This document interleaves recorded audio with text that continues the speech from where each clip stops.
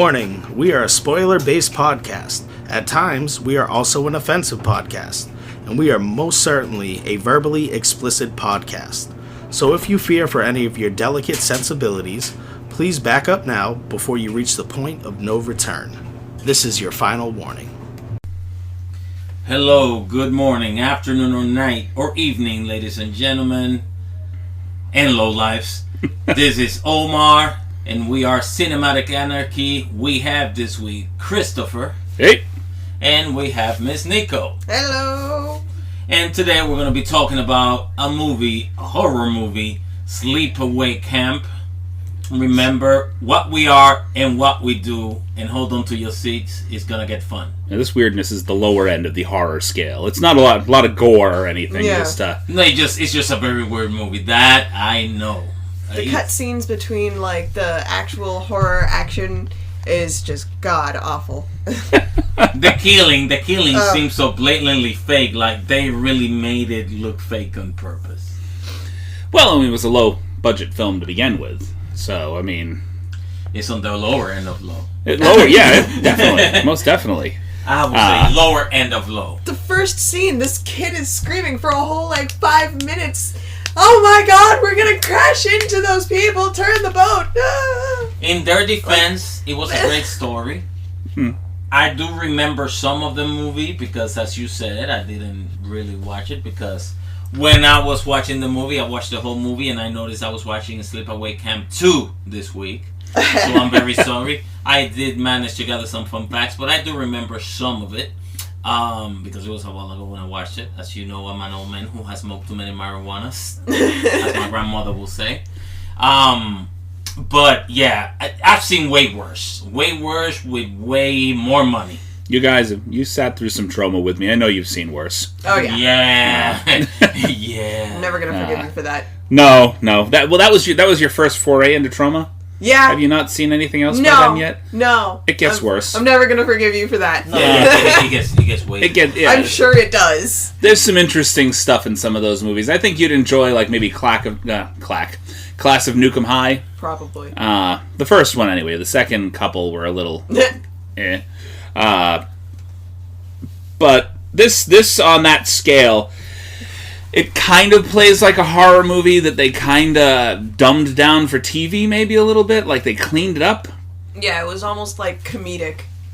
Like you were saying, that girl in the very beginning of the movie, she spends half her time either screaming on water skis or screaming neck deep in water. So bad. Yeah.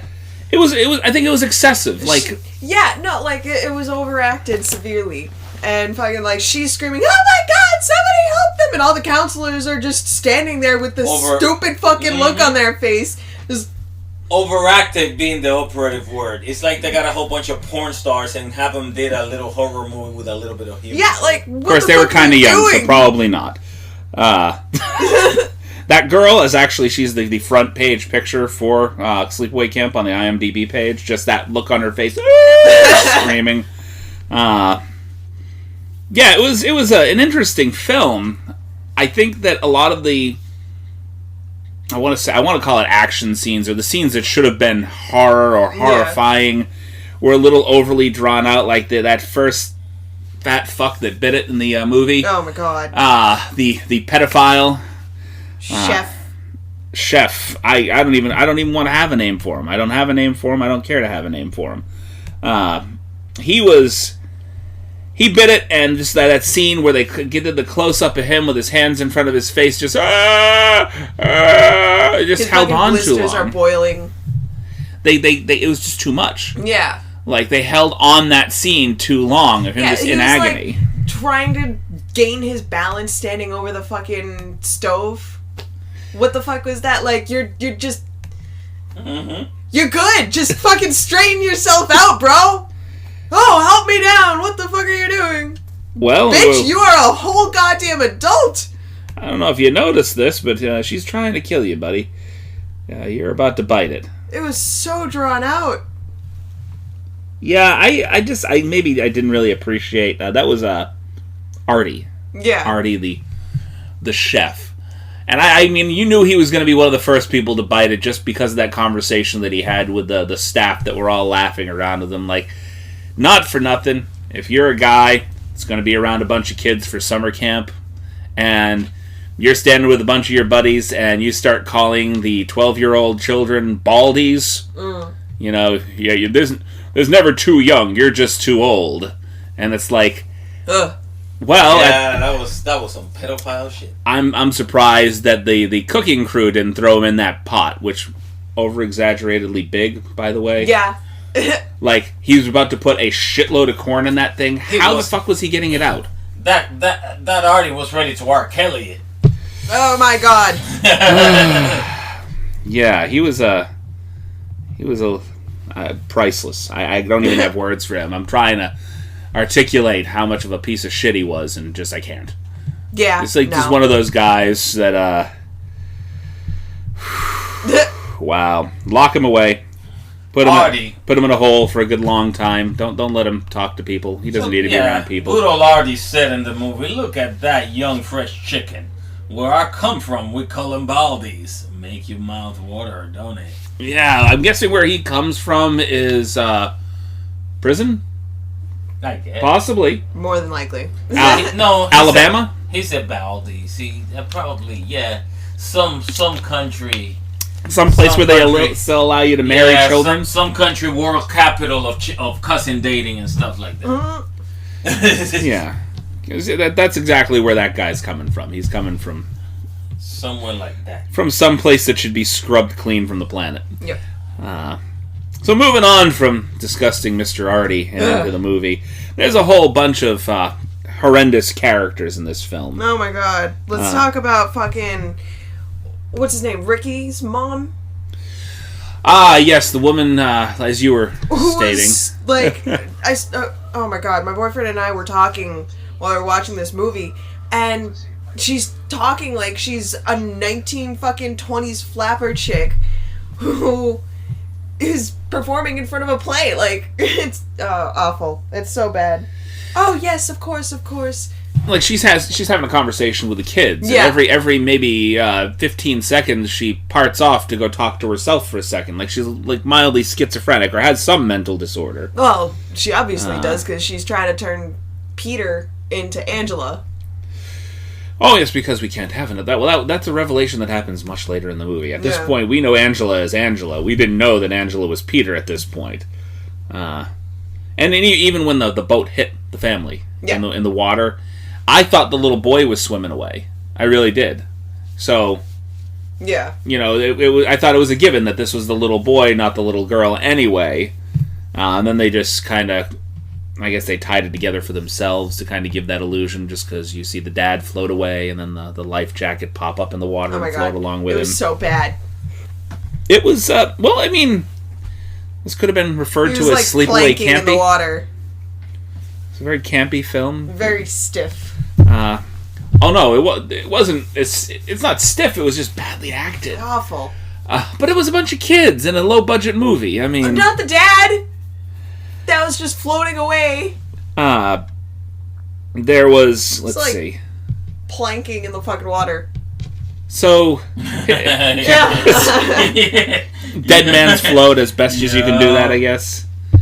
You got Mel, the ignorant owner of the camp. Yep. Who's always smoking a cigar around the kids.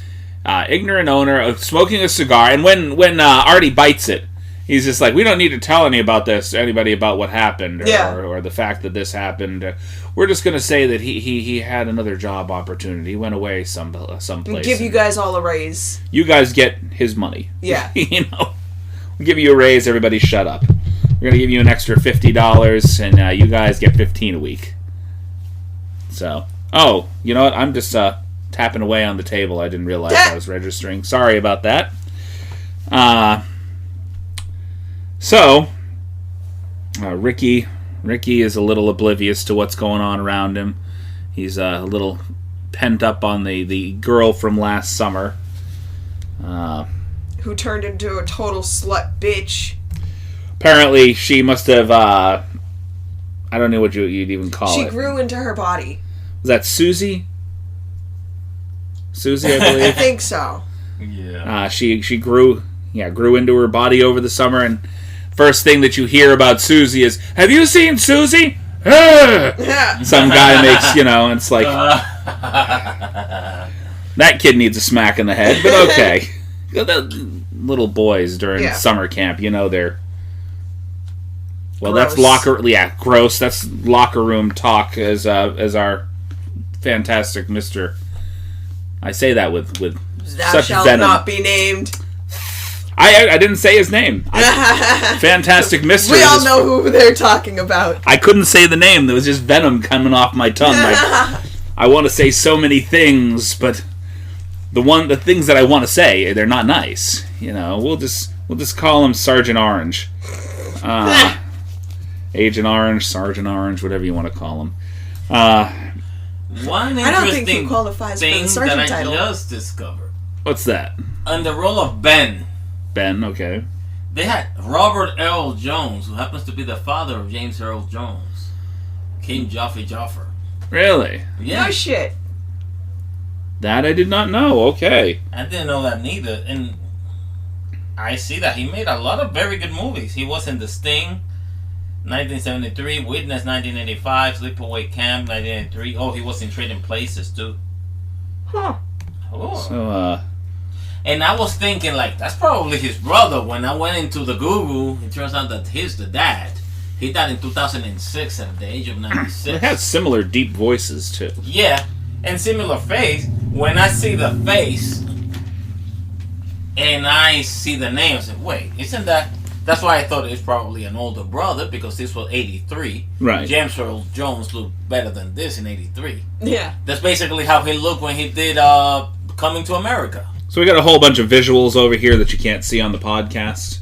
You can see we are live streaming through Facebook as well. You can see that up there, but you can't see it down here. You can see it in the podcast And, if you're listening. I'm sorry. No, well, and occasionally Omar will interject, like we were saying. I'm sorry. Omar did not actually watch the movie along with us this week. So, he yeah, watched the second I'm getting all kinds of podcast. facts. Yeah, no. Second movie. I'm sorry. Too much. That's all right. cannabis. Feel free to spit out some facts as you're coming along. If we mention something you have a little bit of information on, go for it. I'm sorry I just spelled that out and interjected, but I had to interject. Oh. That's all right. By all means. We just kind of randomly talk about the movie anyway. Yeah. I mean, I would have burst the vein if I didn't interject. what are we, 23 podcasts in? How often have we ever done things chronologically? We did it once and we hated it. Once. That is true, and you said it yourself. This was kind of stiff. Yeah, we were just, we're going to go buy this thing right here. And I brought all this information. I printed out all these pages worth of crap. And it was just an hour and something minutes of us doing a synopsis. Yeah. Which just... I've heard other people do this before. We don't need to be this stiff. We're not those guys. We're here to just shoot the shit and When have you some were fucking telling fun. me that day, let's do it this way, in the back of my mind, I'm thinking, isn't this supposed to be anarchy? Right. Well, yeah, we're just to shoot the shit and have some fun. That's the whole point of this C'est la thing. vie. Right? C'est la vie. All right, let's get back into it. Where were we? We were talking... We've gotten to talking about Mel a little bit. We just talked about Ben. Ben, the gentleman who is more than willing to be paid off to shut up about the fact that Artie got melted. Didn't that just look like wax, wet wax all over his face? Yeah. Just. Then we have the head female counselor, Meg, the searing bitch the entire movie. Yeah, who's fucking trying to, get it in with fucking Meg, right? Not Meg. Mel, yeah. Mel. Well, see, that didn't become, really Meg and apparent Mel, till the very last segment of the movie. She wasn't really hitting on him or anything until that last thing where you see her, hey, why don't we meet up over here for that dinner you've been promising me? Mm-hmm. First of all, the girl at that point, these are camp counselors back in, the 80s?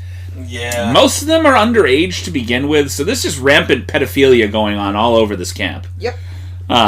You mean most of the counselors were underage? That's what I'm saying. Most of the counselors were young. There were a couple of counselors that weren't. Well, But most of the girls looked like they had to have been 18 or younger. I put it this way. If you're 24 and you're trying to get with a 14, 15, 16-year-old, you're a pedophile. Yeah. Most of the male counselors were definitely 30 plus. Yeah, being 30. Yeah, no, and they're all wearing shorts that are way too short and way too fucking tight. Like, you can see everything, and it's just so discomforting. I think that might have been the style at the time, though. They were was. like basketball shorts or whatever. What basketball shorts used to be? Booty shorts for men. And there's a reason why we don't wear them anymore. Yeah. I'm all for fucking boys in crop tops again, though. I'm not going to wear one. We've had this discussion. Boys. Not grown men with guts. Maybe like 20s. I'm going to tell you this. No matter how nice of a body I could get to exercising, I'm not going to wear a crop top. No. I'm good. You know those mesh crop tops the guys used to wear? We're going to play football. I can see everything there. Oh, God. So, Angela. Free the nipple, boys. I got one for you guys. If any of you ever fabbed to naked Angela in this movie. What? Angela. There's a moment that wears a brief, partial nudity. The very end of the movie? Angela? Yeah. He was played by a guy named Archie Liberace. They were affectionately, if you actually read the article that we were talking about in Screen Magazine, they referred to him as the penis. Archie Liberace, naked Angela. They're still trying to find him. They haven't been able to find him. They want to do a documentary involving him. So Archie Liberace, if you hear this, they're looking for you. They are looking for you. I don't understand the end of the movie. I really don't, and I think that's coming from a guy that's watching this film now. Yeah. My youngest is going through the transgender thing, and watching the end of the movie now with that in context for me, where the only thing that they took away with, oh my God, she's a boy, and that's how they cut off the movie. Not, oh my God, she just killed fucking 30 goddamn people. I don't care if she's a boy, she's a girl.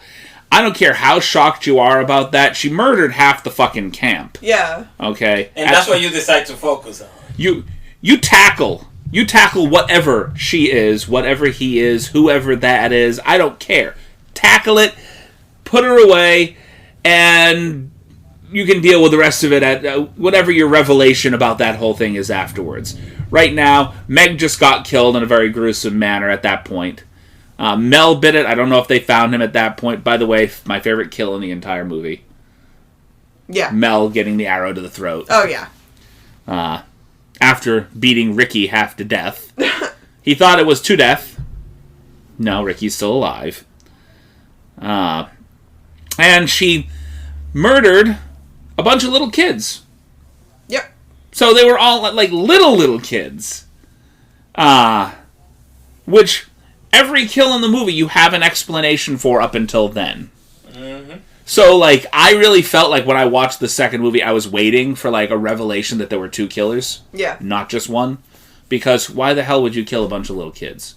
She had no reason to do that. None of the kids had ever done anything to her. Just unstable. Everybody else had done something. Those are the only kills that didn't mean anything, which made no sense.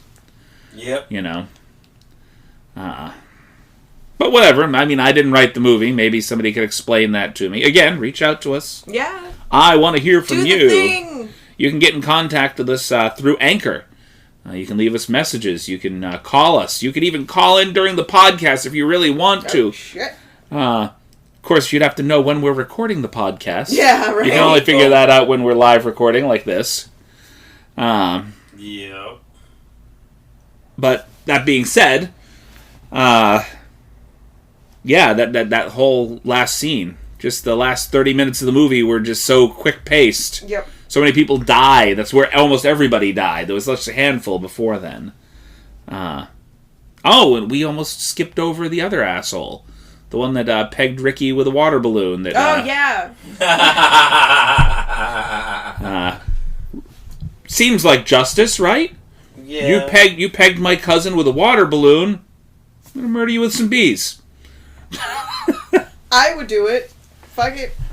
Now, you've seen the movie. Mean, if I was that unstable. I remember that. It was well deserved, though.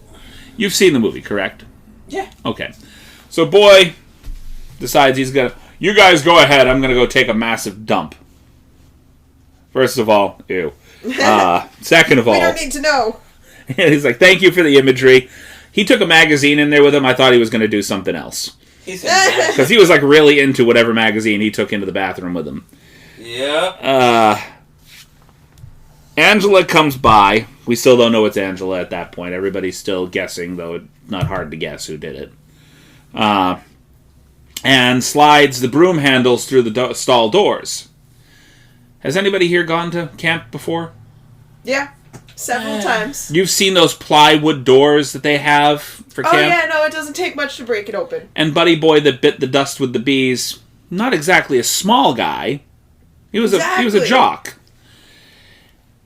They dropped bees into the stall with him. Why the fuck didn't he just shoulder tackle the door and get out of there? A special shout out to my grandparents who never sent me to that shit. I've been to camp. You're the only one? I begged not to. I went to Christian camp. They was gonna, but I begged. That's so much worse. Yep. No. Yep. I mean, the first one I convinced was my grandfather, and then he convinced my grandma not to send me. I mean, you meet a lot of really cool stoners at Jesus Camp, though, so...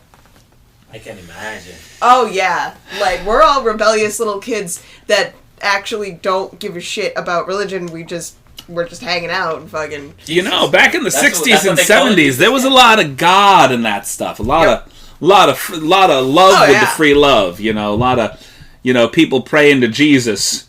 There was a lot of that going around in the hippie community, God is love, stuff like that. So love each other now, and everybody just loved each other right away. So we forget now with how a lot of the Christians present themselves that it wasn't always that way several decades back. Yeah. I don't know what hardened these fuckers, and there was a lot of tomfoolery being done in the name of Jesus. A lot. Where all the fun-loving Christians went, but I haven't met a lot of them lately. A lot of the people that I've met that tout themselves as Christians have a stick firmly wedged up their ass. Oh, yeah. Super, super stuck up and judgmental, a lot of them. There's another group. Hey, contact us, Free Love Christians. Are you still out there? Any hippies out there? We don't call them hippies anymore, do we? What do we call them? Do they have less derogatory terms? We got hippies, hipsters. I don't think hipsters are particularly religious. Do not fall under the hippie. Yeah, I was going to say, they're not particularly religious. No. Hipsters do not fall into the hippie. No, the hippies don't fall into the hippie at all. Hipsters are trend chasers. Completely different, yeah. The hippie are the trend chasers. Hippie is the collective version of that guy who becomes every person he hangs out with. That's what a hipster is. Oh, okay. Hippies are still just, tree-hugging... Sounds like a cultural appropriation at its finest. Kind of. Let's just say. Like a refined version of that. Let's just give you an example. A Mexican restaurant in your neighborhood. You want to go over there for Mexican food, blah, blah, blah. The hipsters make this place feel like a touristic attraction. Yep. And they go crazy, and they need to know the story of that jalapeno. And relax. It's a jalapeno. What was the name of the cow that went into this burrito? Everything vintage and antique has to be like all fucking, oh my god. Well, these are all the people that spend, a lot more money than they should on certain things. Exactly. Yeah. The whole reason Starbucks exists, even though Starbucks is sort of a bastardization of what it used to be. Pretty much. Basically. Well, and you know why? Why? The hipsters. Fucking hipsters.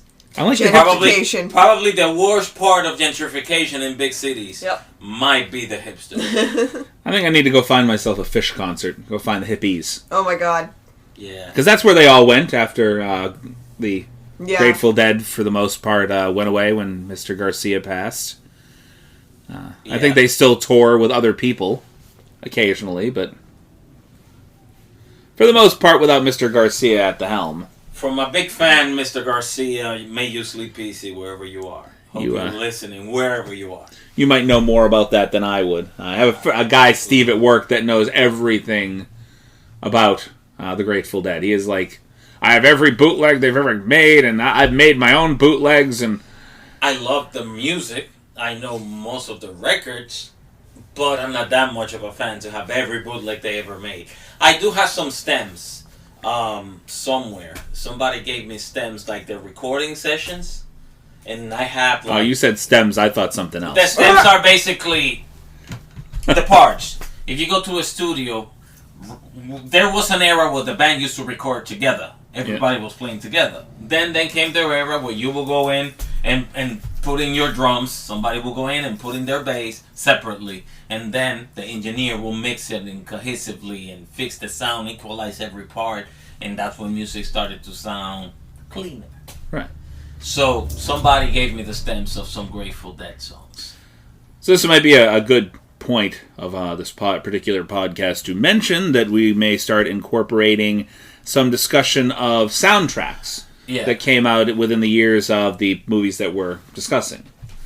I figure go one at a time, that way we can spread it out a little bit. But, because as we've been mentioning, Mr. Omar over here is, he's got photographic memory for music. Yeah, I love music in a borderline. Would that make it more like way. An audiographic memory? Yeah. You could say that. An auditory memory? I don't know. Magnetophonic recorder memory. Wow, that was a little bit more. I didn't understand that. You're going to have to go ahead and give me a definition. A tape recorder, basically. They use magnetic tapes. You remember the metal cassettes that they used to have? Yes. First, you have decks just for those. Yeah. You didn't have the radio that plays the normal in those. You had only those for a while. Because they were only used by professionals. The FBI had those first, and the tapes, and that's what they Reel used. to reel? No. The cassettes. Because you have the metal ones. No, I was just saying they had reel to reel as well. And they have reel to reel in the beginning, but by the 70s they already had the cassettes, and they had the two kinds, and when those came out, everybody went crazy. And then they had the radios that could play both kinds in the same deck.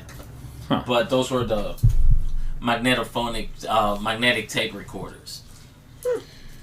Okay. So we got a little off track from our discussion of the movie. Right? Hey, that's what this is all about, though. But yeah. We don't mind going off on tangents every once in a while. This is loose format, nice and comfy. As comfortable as you can get. Yes, I like Anarchy. I like the There's nothing chaotic wrong with format. And by the way, the movie was actually a little chaotic now that I remember it. Speaking of Anarchy, I like how everything was just all over kind the of place. all over the place. That I do remember. I enjoyed the movie for what it was. It was definitely extremely campy. A good storyline for the most part, but it was just god awful. Let me tell you something. They could have done something better with the story, but for a movie so horribly acted, it was very entertaining. That I could tell you. All right, so I want to say, Pete, you could probably pick this one right out of the barrel, but least favorite character of the entire movie. I'm going to take a guess. You're going to take a guess of my least favorite character? No, I'm going to take a. I'm going to let her go first. I don't know who your least favorite character is. I'm not going to talk for you. Oh my god. Yeah, Mel. Mel? Just his whole vibe and just everything. Nope. Why would you send your kids to a camp if that guy's running it? I feel like Mel is, closet pedophile along with the fucking chef. I think Mel is like I want to say a commentary on how people treat our current political system. Oh, shit hit the fan? Yep. I'm going to pay you to look the other way. Shit hit the fan? Just leave it alone. It's fine. Yep. Just ignore it. If you ignore it, it'll go away. Perfect. Yeah. Me personally, I think Bipolar Meg is probably my least favorite character in the entire movie. Coming up right second is Artie. Yeah. But he was out of the movie so quickly. He doesn't really count in my eyes. Bipolar Meg, who just goes like batshit crazy throughout the entire movie, just goes from being kind of mean to just kind of psychotically just shaking people around. You know, who was the one that shouldered her?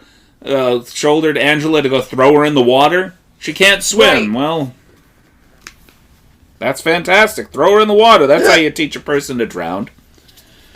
But yeah, I didn't like Meg at all. No. Mel, definitely. He's right up there, but Meg is my least favorite.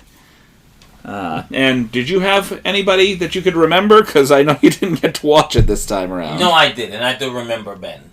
And I remember Ben basically because I was curious about how much it looked like Robert Earl Jones. That's why I had to blur it out when I saw it on the thing, on the facts that I was looking up.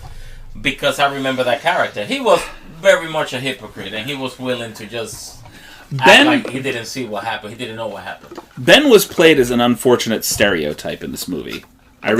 Just the whole demeanor of the character was a stereotype, and I mean, yeah.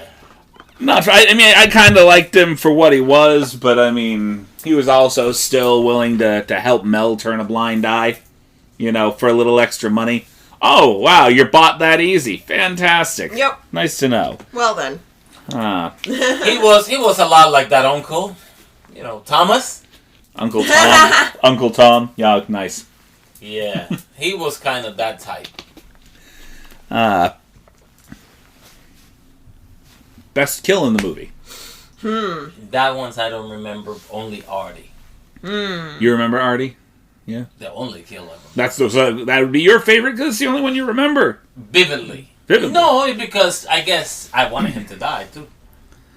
There's one that we didn't even mention. There's one kill we didn't even mention. The entire movie. The kid that bit it in the boat. Oh, yeah. He was kind of inconsequential. I mean, he was definitely a dick, but he was inconsequential. Yeah. There wasn't a lot that he did in the movie. There's no worse dick than an inconsequential dick. Well, That's definitely not something you want anybody to ever say to you. No. How was the size? Inconsequential. well then. Yeah, that will be traumatizing. I'm neither here nor there about it. It was there. And it was not quite here. Yeah, that must be traumatizing for some guys. All right. Home Depot sells rope, though. For those of you who had been told that. Wait, what? Well then. What? Where did that come from? I don't know. Home Depot sells rope. Okay. I don't know who needed to hear that, but there you go. Don't pay attention to me. Yeah, best death was the arrow. Okay. So we kind of agree on that one. Yeah, worst death was definitely this chick in the fucking shower. Because when Mel came through to, check on her, find her, whatever the fuck, she pretty much fucking, pounced out of the fucking shower when she should have dropped, an hour and a half to 3 hours ago? She was... Okay. First of all, the shower stall... Meg, for being what she was the entire movie, because that's the death that you're talking about, Meg's death. The shower stall she used, she didn't want to wait in line, needed to get to her date with Mel, the head camp pedophile. And apparently the material that this particular shower stall is made of was just short of plastic. Pretty much. A thin layer of plastic. Yep. Easy enough for a small little fucking child to stab a knife through. So, at some point, Meg had to... She's just lathering herself up or whatever in the weirdest manner I've ever seen for any shower scene. Nobody showers like that. He said lathering. I said lathering. No, we were just watching this. And it was by far the goofiest shower scene I've ever seen. Nobody showers like that. No. I've been in the shower and, You're just humming some random fucking tune that doesn't make any fucking sense. Her in the shower, her elbows were together, and she was just in the shower. You either think to yourself things or remind yourself of things out loud or sing. Nobody hums in the shower. I think Meg actually. Yeah, right. If you're in the shower, you're belting. I think Meg committed an act of suicide. Basically, just threw herself at the killer because we know what's going on in the camp now. 3 people have bit it. Yeah. All right? No matter how much Mel's trying to cover it up, you got to know that something's wrong. You do not go out and off by yourself to go take a shower for any reason at this point. And then coming, she's pretty much calling the killer. Yeah. And she had to have leaned up against the wall or something? Yeah, no, what the fuck was that? Like, she wasn't even leaning against the wall, and fucking when Angela stabs the knife through, she's like, all of a sudden, throwing herself against the wall, and, oh my god! Oh, this is terrible, my back! Ever step on a Lego before? Step on a tack?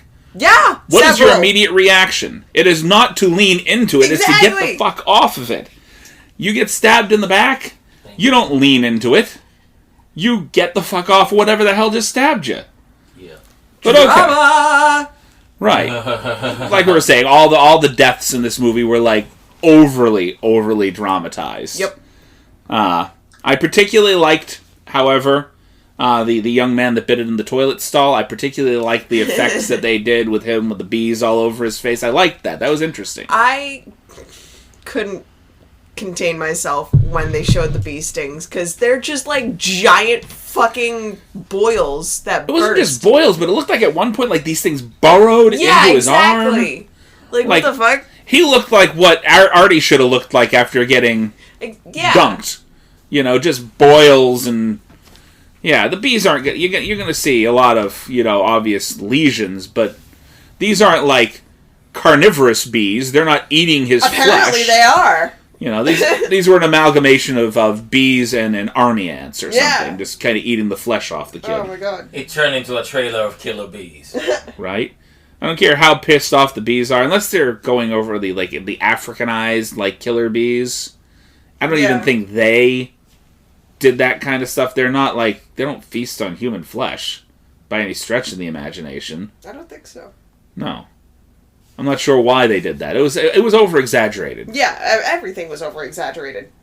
And the one person that she had two segments in the movie, the aunt, was just real over exaggerated. I feel like she when he went away, I feel like she killed the dad.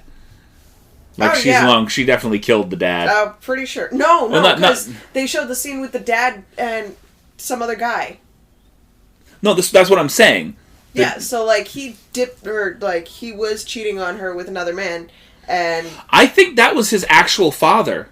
So Dad had them out on the lake. That in the beginning of the movie, the dad that had them out on the lake. I think this was Peter and the little girl having run across the dad with another man, because you never see a mother at the beginning of the movie. You see the aunt. The dad with another man. Yeah, nearing the end of the movie when they're explaining, they have two different cutaway things. One was when they first ended up on the beach and Angela is trying to figure out whether or not she wants to go a little further with the other young man. And she kind of pushes him off after having this flashback of Dad, I believe it was her own father, with another man. Ooh. And having weird mixed feelings about that. And I think that was, Peter and Angela. And then we move on to the other scene with the aunt later on in the movie where we're trying to explain how Angela is actually Peter. Yeah.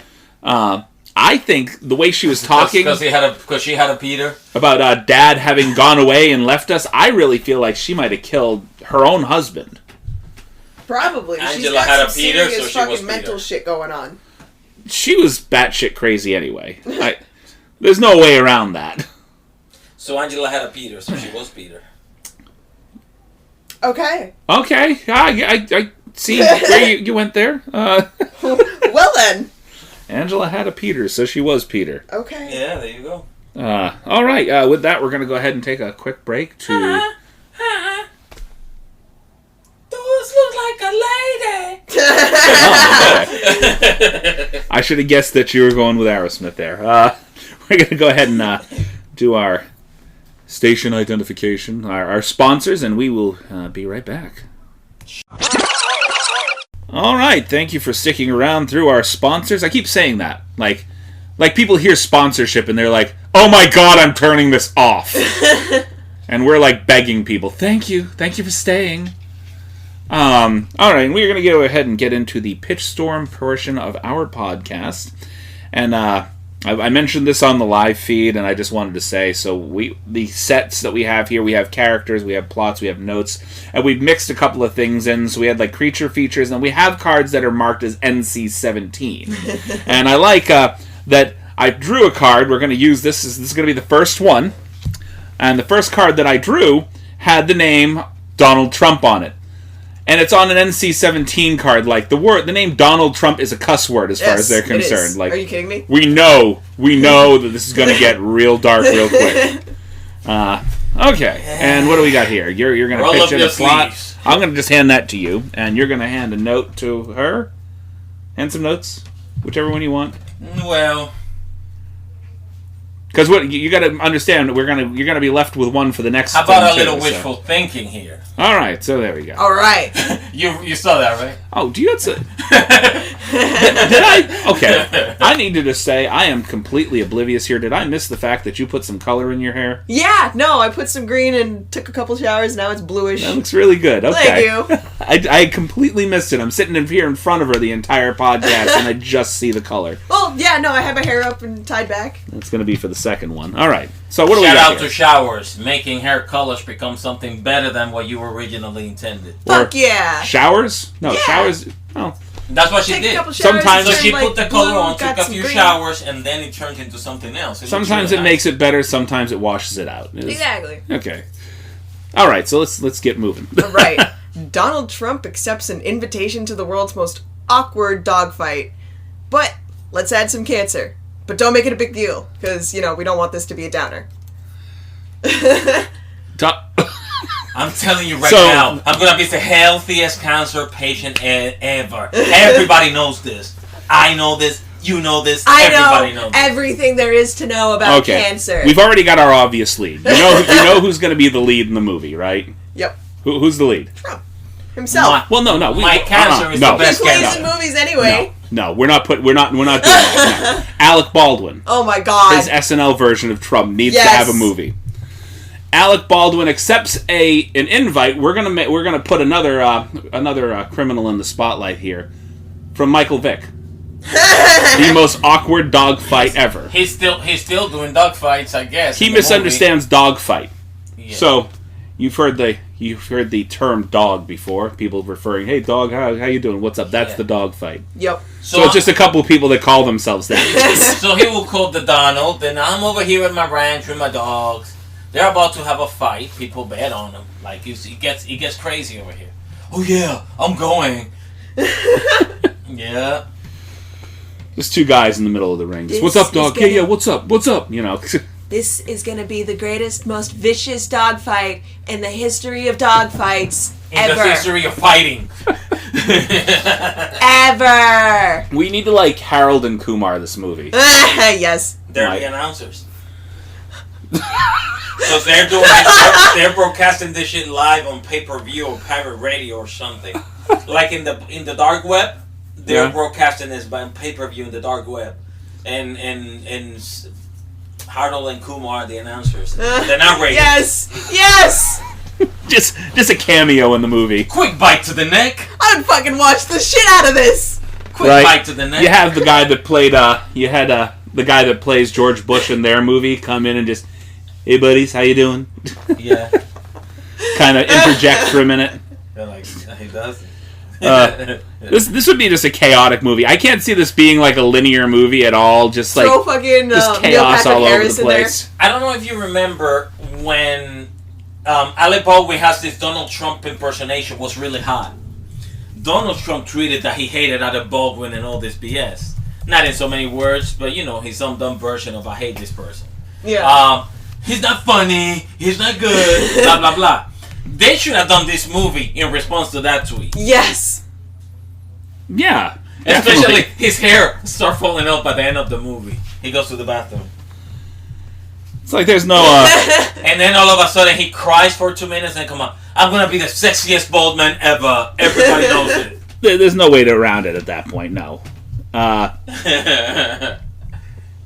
think this should be done in the theme of have you ever seen the movie Spinal Tap? Best in Show? No. The guys that do those movies make it like a weird kind of mockumentary kind of thing. You haven't seen Spinal Tap? No, I don't. Oh, think you're gonna love it. Oh, like man. they're following Trump on like a normal day, which just devolves into something absolutely chaotic. He like gets invited to like Michael Vick's place or something, and he thinks there's going to be some fight, dog fight going on. A bunch of his elite buddies, and the movie starts him getting diagnosed with cancer. I And he's trying not to make a big deal about it, but he's really in his feelings about it. He went bankrupt again. He has no money. He has this dogfight, and he's trying to hide the fact that he's bankrupt with no money by talking about all the money he can't afford the Yep. the medical procedures or whatever to Trying take to care win of it. bets at the dogfight. No, I like that, and like the initial fight when you get in there, right? Like Trump's passing by, and you have like two like billionaires in an octagon, like beating the crap out of each other, like these two like wiry looking nerdy guys, Which one of the stupid people with the job of advising him do we consider the stupidest? That's the person that tells him to go to the dogfight, bet some money so he can get the money for his procedures. I say nobody gotta know that. I say the billionaires fighting should be Bill Gates and fucking Bill Gates and the Amazon Jeff Bezos. Right. Okay, that sounds good. So yes. we have Amazon versus Microsoft. Like that's what gets announced. Like it's Amazon versus Microsoft. So the dogs represent those guys. Those guys own those dogs. Right. Okay, damn. That's a high-end dogfight. High-end dogfight. That's, by the way, resonating over here. I'm sorry. I'm sorry for the resonation, people. You get a little into something, you start tapping your feet, it happens. I lost a little weight, I'm too energetic. That's never a bad thing. Unless you're tapping your foot during a podcast. It's true. I'm sorry, guys. It's okay. If you have to hear that. This is Massachusetts. We just had a 1.3 earthquake. I didn't say that. Hurricane Omar. Oh my god. So I say his advisor, Zach Galifianakis. Mm-hmm. His advisor. Or we could go the other route altogether and make it Will Ferrell. I like Zach Galifianakis. I like Zach. Zach Galifianakis? Okay. Zach was probably against him all along and since the press. We invite Michael Vick to play himself. Yes. Michael Vick's got to play himself the entire time. Just like Tyson in the movies. Yep. Michael Vick is Michael Vick. Fuck it, we should throw Mike Tyson in there too. Right? Mike Tyson is coming to the thing. Well, of course, yeah. Mike Tyson's good at making fun of himself sometimes. Yeah. So, he doesn't take himself entirely seriously. He should punch Donald Trump too, Mike Tyson. Oh my god, yes! And he'll be, touch me and I'll sue. This ain't Rocky. Pop! No, I just think, I think it should be like a running gag through the entire movie, right? So, every time he runs across Mike Tyson in the movie, Mike Tyson, he doesn't intend to hit him initially. Mike Tyson just bam! Oh, shit, knocks him clean out. Just not on purpose, it just happens, And just Mike's reaching for a drink, Yes. Inadvertently, the entire movie just completely clocking Trump every time he walks by. So watch the end, he punched him intentionally, though. This is for the people! The very end of the movie, just he just narrowly escapes some tragic situation. Shaquille O'Neal should be in this movie. A whole bunch of celebrities, because this is a high-end dogfight. Shaquille O'Neal should be in this movie. I'm not sitting next to this. It should be we should have Michael Cera in the corner. Yeah, we should. Just staring at everybody. Just feeling super awkward and uncomfortable. Yes. How you doing? Good. He doesn't say much. Just sits there, just staring awkwardly at everybody. Yep. Very out of place. And looking what the fuck is going on? They occasionally walk over, hand him a wad of money. Yeah. Yeah. He looks awkward. He could bring heat to this. But it's like a pile of drugs sitting next to him on the table. Exactly. So by the end of the movie, like a mountain of cocaine. When Trump's hair starts falling off, yeah, that's when the press shows up. Sent by Zach. Okay. At that moment when he's walking out with the hair and he's trying to find a way of just covering this up, the press shows up. That's like, and you know what? I'm gonna be the sexiest bald man ever. Right.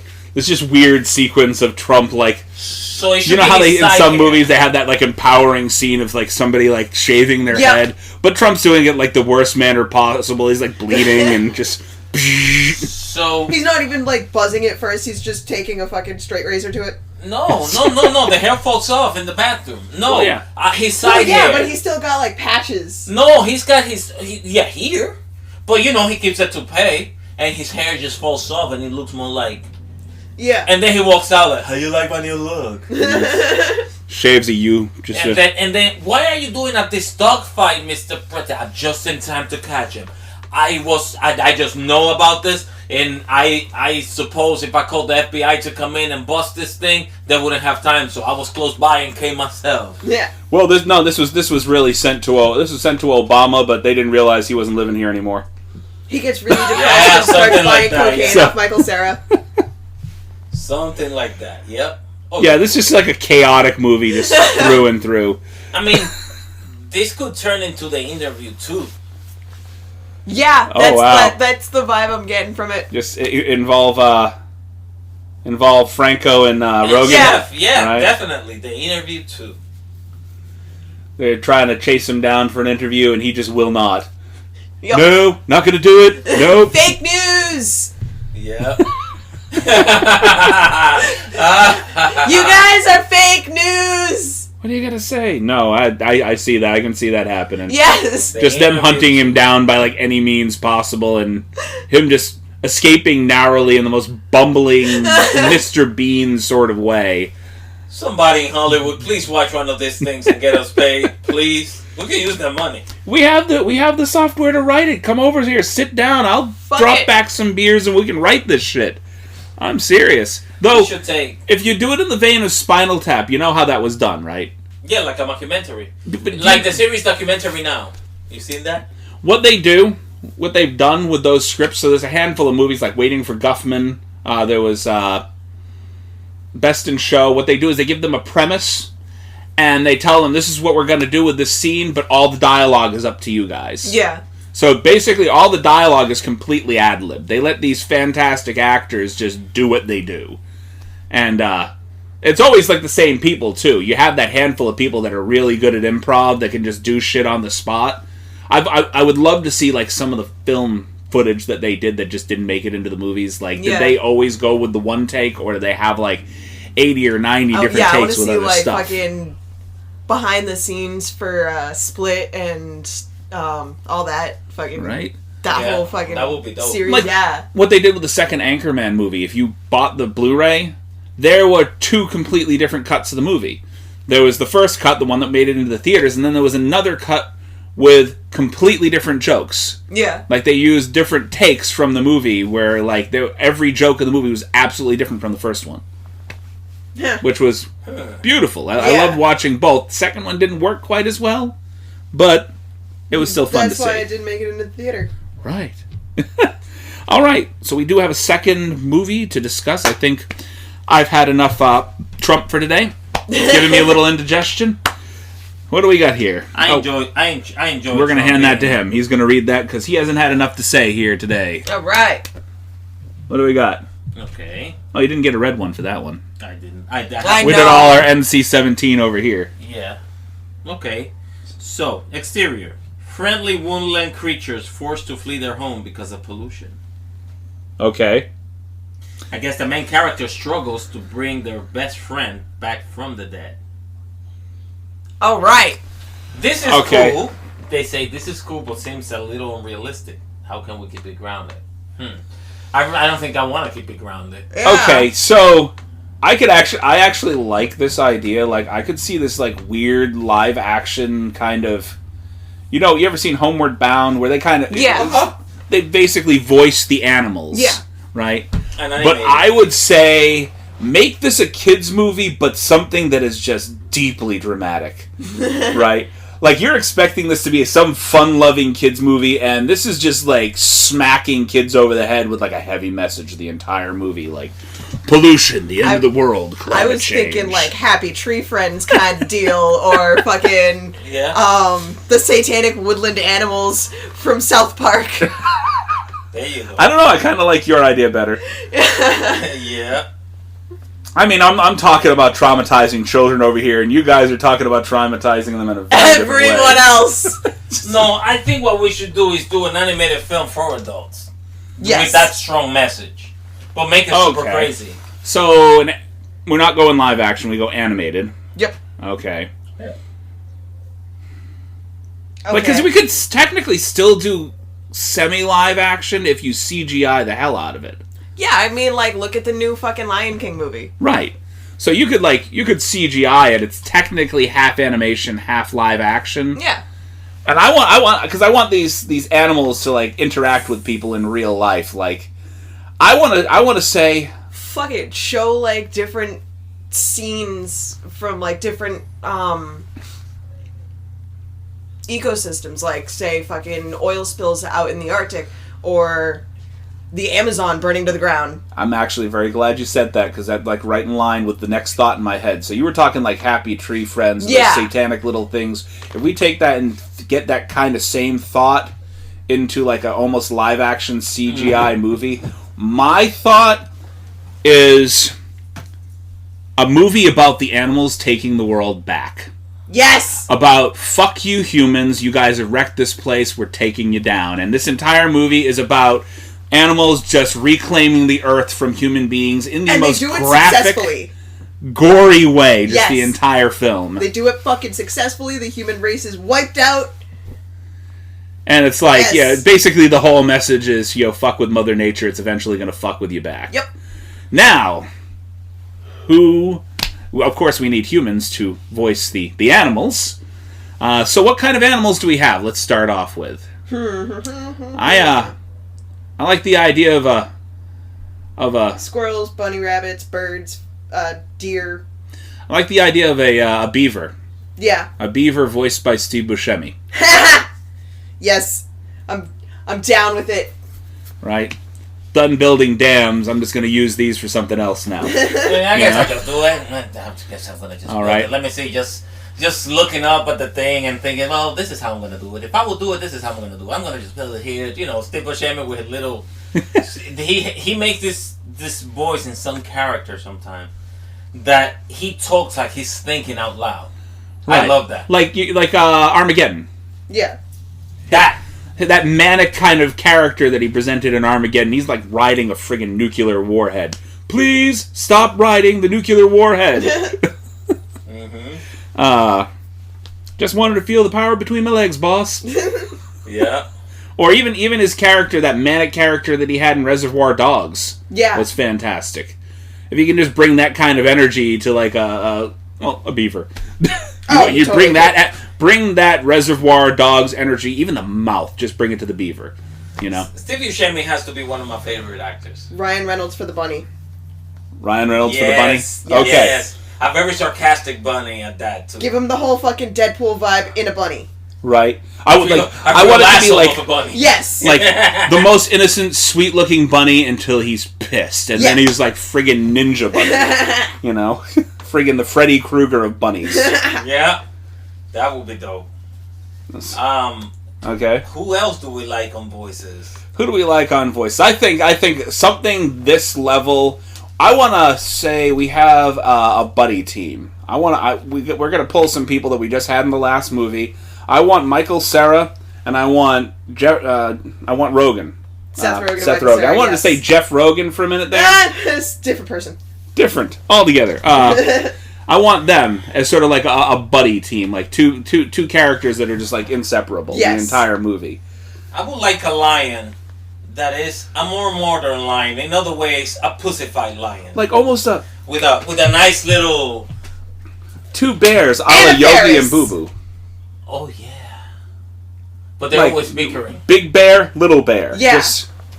And this is not like this little bear, he was supposed to be a big bear, but he had like some genetic deformity and just stunted. So he's a grown-up bear, just stay short. That's Danny DeVito. He's like a... That's the voice, a very grumpy bear. Okay, I'm sorry, Michael Cera, you just got You want a Michael Cera for the smaller bear? No, forget it. I don't anymore. You said something much better. Michael Cera could be the big bear. Oh my god! Oh my god! And he'd be like, well, you need to calm down. Like, what? Why does this? No, the big guy. And the little bear is really like high-pitched voice, syndrome. really hot, no, hyped and really angry all the time. What do you mean? Why am I angry? Look at me. Okay, we need. So Anna Faris is what now? Fucking. You were saying a lion. I was thinking like woodland animals, like deer. Well, no, a lion, a male lion, but we're talking about animals all over the world, okay. so she could technically be a lion. Have you seen that? So why don't you have her across from Rogan as you got the lion and lioness? Yeah. Have you seen that post on Facebook when it shows men in the past, men today? Yeah. That they show a lion with this haircut and whatever. That I want the lion, the modern lion, who is afraid of mice and doesn't know how to do anything. And you see that angry bear say, you know what? I've seen lions in the past jump and bring down big elephants by jumping and biting on their neck. And look at you, afraid of a mouse. Something like that. Yes. So Seth Rogen is definitely the lion afraid of the mouse. Okay, that sounds cool. I like that. With a cute haircut. I bet I look cute with this. See, I could get you. This sounds like a very weird kind of. And then Anna Faris with her Miss Priss fucking. Not necessarily effeminate acting, but crybaby, like a whiny. Oh, he could do it. A whiny lion that is afraid of anything and doesn't know how to do anything and he's very lazy. Now that we've cast a couple of the animals, this could even be like a zoo-like thing. I mean, if you think about it. Yeah. So, just zoo animals plotting to take back the world, and they're starting to gather other woodland creatures, or this could even be like the Bronx Zoo, you know, where they're bringing like you got squirrels and everything. You're bringing all the animals from the park together, and they just stage this mass rampage throughout New York. And so here's what we should do. Other animals take notice, and you got house cats and dogs that are just had enough shit. Okay, so we're getting more towards like. Yeah, we should make the characters animated, but the whole setting of the thing is the Bronx Zoo. Well, that's what I'm saying. Like, when I was talking like live action, because we want to get like real graphic with this. Yeah, like it's gonna be like almost like a half comedic, half horror film. We're getting towards like fucking Madagascar in the wild. Yeah, technically. Yeah, technically. Much less kid friendly. Oh yeah, absolutely. Like we're gonna be less kid friendly than Sausage Party. Well, they're gonna make a big stir, a big scandal out of it, where the mayor of New York has to get involved and all kinds of crazy stuff. So that's where my next part is I'm thinking that we also should have a small group of known humans. Yeah. People that are trying to fight back, but are not necessarily the most. They're deplorable human beings. Throw Steve-O in there. Steve-O? Okay. Steve-O yeah, no, because recently he did this like little stunt where he like climbed up some like construction equipment or some shit, and he put out a giant inflatable whale that said "Close SeaWorld." Oh. Yeah. Okay. Yeah, I saw that. Yeah.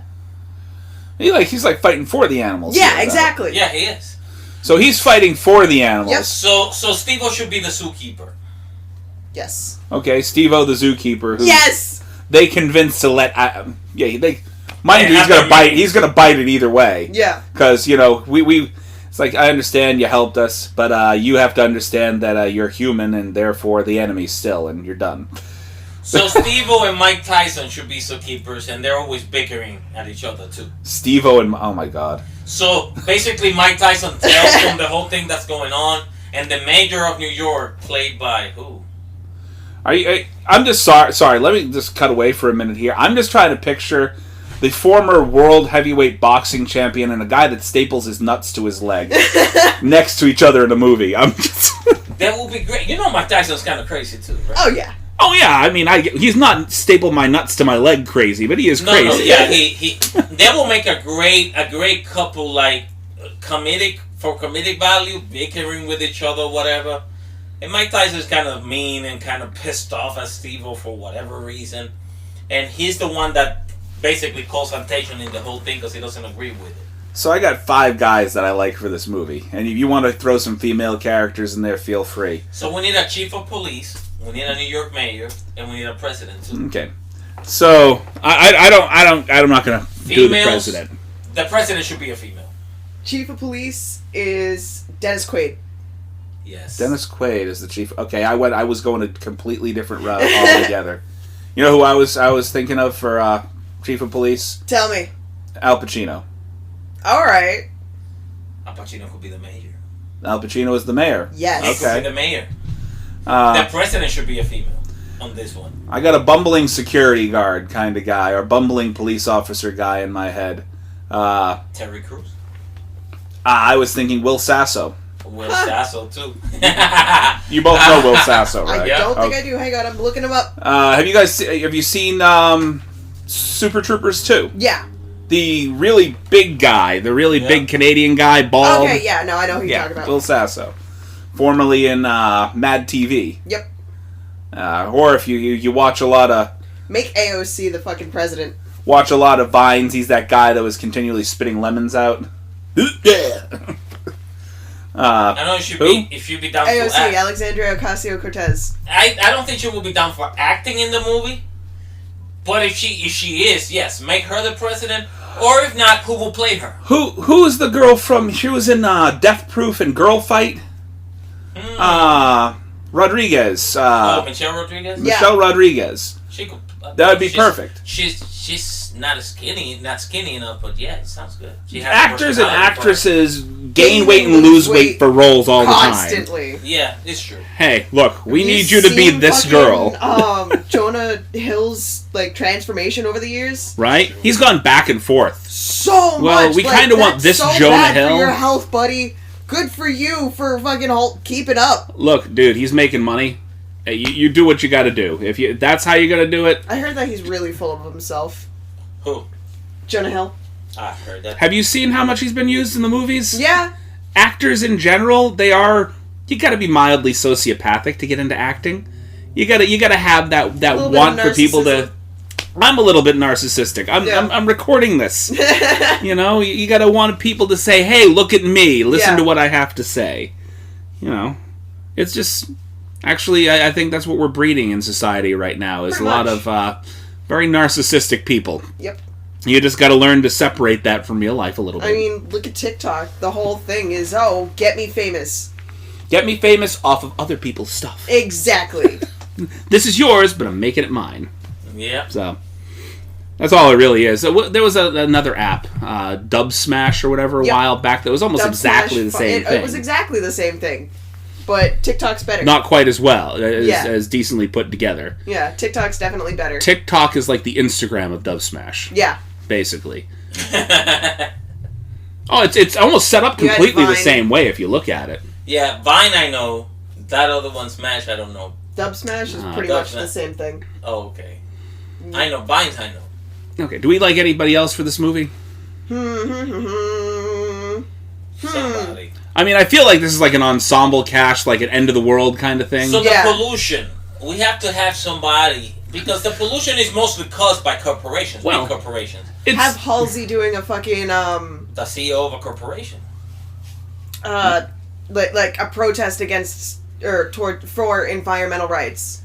Like right in front. Yeah, that's how we do need protesters, and we need some CEOs of corporations. Like a board of New York has gotten like heavily polluted. They've rolled back restrictions on like the not just the industrial portion, but like, you know, emissions from cars, so on and so forth. Which your boy in our previous movie might end up doing anyways, because he's pretty much talking about taking restriction off of a lot of things that shouldn't be. I think this protest is how everything starts. So this protest, they storm the park. They're like, these animals have to live in this, and this is not their natural environment, and the entire area here is polluted, and blah, blah. And they start busting animals free, and unbeknownst to them, these animals have been plotting their fucking deaths. It's like, well, you know what? Hate to say it, but did you come here in a car? You're part of the problem. Yeah, exactly. There's a... You didn't walk here. You took a subway, you took a bus, you took the car. Guess what? Those cars put pollutants in the air. Everything you're protesting about is... That's why you see so many big cities are cleaner than small towns. Basically, the countryside is cleanest, but some big cities are cleaner than smaller towns because of heavy use of public transportation. Right. If you go, for example, to Amsterdam, to give you an example, like everybody that rides a bike or take the little trolley car. Yeah. And you breathe and you feel it. But that's the reason why, and that's why a lot of people don't understand. People overrate comfort at a level that they forget everything else, and they don't care about anything else. Just my own comfort. That's what I care about. Comfort is heavily overrated. In the meantime, we are sick, obese, and polluted in our environment in the name of comfort. Yep. Well, there you go. There's our political message of the day. And I'm not saying anything against that. So basically, the message doesn't go to the politician; it goes to each one of us. What are we doing? First for ourselves, and second for the environment. We're taking drives to places that are 2 corners away when we could walk. That'll be better for ourselves and better for the environment. It really doesn't take that much. If it's less than half an hour walk, you can walk. You won't die. Trust me, you won't die. So this is a Cinematic Anarchy PSA. There you go. Pretty much. Take a walk once in a while. All right. So stomach that. We've murdered an entire crowd of protesters in the name of freeing the animals. Mm-hmm. And the movie starts. There you go. And that's how the movie starts. Now. Yeah. How does the movie? I mean, obviously there's progression. You got the mayor, the president, everybody kind of trying to figure out how to stem the. How do you do that? I mean, if the animals, if they all just got together at one point, somehow collectively got together, also. How do you deal with that? You got house pets going nuts. You got. I mean, I would assume that the government would just start opening fire. You think so? Yep. They're not even going to think twice. They're animals. Shit. Animals over. Look at Harambe. Right. Just. Well, I mean, we're. I'll never forget you, Harambe. If animals. Yeah. If humans went ballistic like that, they'd have no problem mowing them down. Yeah. Same thing with, I mean, they might have slight conscience, say, like, why are you guys doing this? They might try to reason with them. These are animals. And not for nothing, but, I mean, how many people do you know that look at animals in the same regard that they look at humans? They look at them like animals. If your dog killed your kid... You'd get rid of the dog. Right? Irregardless of the reason. Yep. You know? So if animals just started going nuts, they're going to start opening fires. And guess what? Animals don't carry weapons, or they normally don't carry weapons. I don't know if in this movie they should learn to carry weapons. You know, Planet of the Apes style. They should stick. You know, I don't know about carrying weapons because they're trying to help the environment. They don't have thumbs. They can't. Gorillas do. Monkeys. Yeah. There are certain animals that could be the majority infantry. of them don't have thumbs. Yeah, the majority of them don't have. You know, they're like this. The local giraffe is not going to pick up an AK-47. It's just not going to happen. You know. Yeah, no, I don't think weapons will be the way. They're just mauling people, mauling things, destroying infrastructure that is possibly. Helping, belongs to companies that are helping pollute the earth, things like that. Think worldwide about the population of animals. Yep. I think it kind of outweighs humans. I mean, if things start coming out of the woods... Yep, we're fucked. Yeah. Yeah, there are things that have no place coming out of the woods that we might lure them out of the woods and bum rush everything because we are burning their home. And then we wonder... It sounds like those immigrants we don't want here, yet those countries are getting bombed. Huh. As we were saying. Wow, yeah, we're getting really heavy here. I think having to talk about Donald Trump for the beginning of the second half of the podcast. That helped. That helped open the floodgates of all the political BS. I don't know where to go from there, honestly, because I'm just picturing like this horribly graphic movie, but how do the animals overcome the humans? Because humans, in general, we have much more firepower, access to weaponry than your average zoo animals do. Yeah. So how do we turn the tide? Are these crafty animals? Do they escape and don't initially go on a rampage? They, like, plan their fucking... They plot and plan things. Takeover with, like, sewer rats and shit. Right? Yeah. Like, hey, we didn't know that these animals actually knew how to talk to humans. They understand what's going on here. You know, the White House dog. Yeah. The White House dog just turns. Presses the nuclear button. Okay, well then. We shouldn't have had 2 dogs. It takes 2 people to press the buttons. I didn't know. We shouldn't have had 2 dogs. Damn it. What are we supposed to do? True. Just the bomb dropped by the White House dog. I can see you can have all sorts of fun with a movie like that. Yeah. Though I feel like the first movie we discussed would be a lot more fun to do. Oh yeah, definitely. I could see a whole end of the world kind of thing. Like this is the end. Yeah. Just go batshit crazy. You don't have to pull any punches. It's not meant to be taken seriously. A lot of the issues that we talk about some of those are meant to be taken seriously. Ethical treatment of animals, but the pollution in our world. We all. I mean, sometimes in some situations you gotta put some humor in it, because if you think about it too much in a different way, some of us might just do something crazy that we shouldn't. So, which is another shut up problem about altogether. us being humorous about it, because it could be way worse for a lot of people. It's kind of laugh or die. You sometimes you have to laugh about certain things and find a way to protect things in humorous manner. It doesn't mean we don't respect the struggle of anybody. It just means I feel so strongly about it that if I don't make fun of it, I might do something crazy. Oh, okay. It's like I'm trying to think of something to follow up, but that was pretty well said. Yeah, that's pretty well said. Felt that in my soul. Right.